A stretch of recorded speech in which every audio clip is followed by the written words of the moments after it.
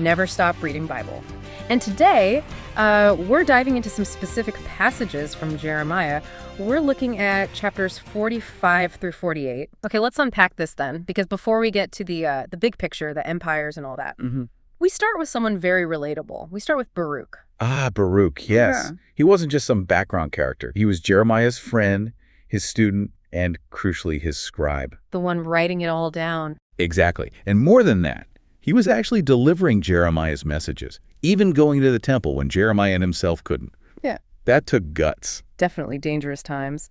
And yet, even being so involved, so close to the action, the text says he was really struggling, suffering and weary. Right. Verse 3, and that's what makes it so real, doesn't it? It shows that, even deep faith doesn't make you immune to feeling totally overwhelmed. So what was going on with him? Why so weary? Well, think about the context. Judah was falling apart. Babylon was this huge threat. And Jeremiah's messages weren't exactly popular. Baruch was living through all that chaos. It's understandable he'd feel the weight of it. Okay, but here's where it gets really interesting for me.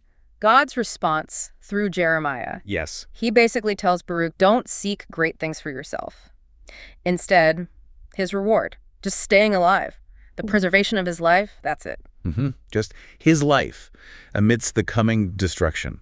And that hits hard, doesn't it? It makes you, the listener, really think in our world, pushing for more. Always striving. Yeah. What does it mean to see just life itself as this incredible, profound gift from God?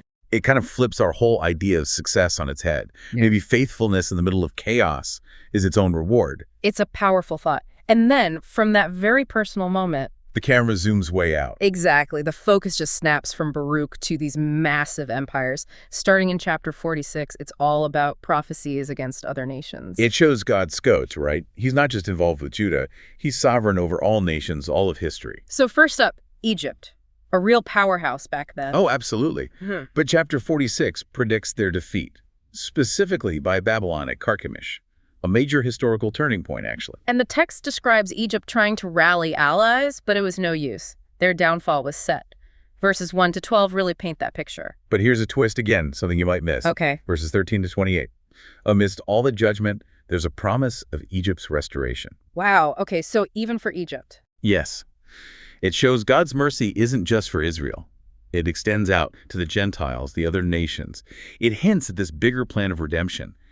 And importantly, it also reassures Judah that God hasn't forgotten them either. That really challenges any narrow view of God's grace, doesn't it? It absolutely does. It widens the lens considerably. All right, next on the list in chapter 47 is Philistia, Israel's longtime adversaries. Yep, always causing trouble. And the prophecy here is pretty clear. Destruction coming from the north, that's Babylon again, like a flood sweeping them away. Total destruction, it sounds like, in verses 2 through 7. It feels like consequences catching up with them. It's portrayed as divine judgment, plain and simple. Actions have consequences on a national level, too. Okay, now let's unpack Moab in chapter 48. Their story seems to focus on the dangers of being well off. Exactly. Two big things stand out from Moab. Pride, specifically pride linked to their wealth, and just rampant idolatry. They had it good economically speaking. They did. Good location, lots of resources. They were at ease, as the text says. But instead of gratitude, it seems to have led to arrogance and relying on false gods, not the true God. Verses 1 to 10 set that up. And the pride part. Huge issue. Verses 11 to 35 really hammer this home. Like other wealthy places, their prosperity seemed to puff them up, leading to this intense pride. Jeremiah condemns it sharply, predicting total shame and destruction. But let me guess. There's more to it, like with Egypt. You got it.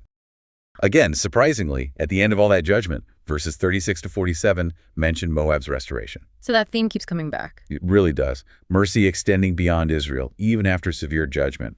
It shows God's ultimate goal includes restoration, not just punishment.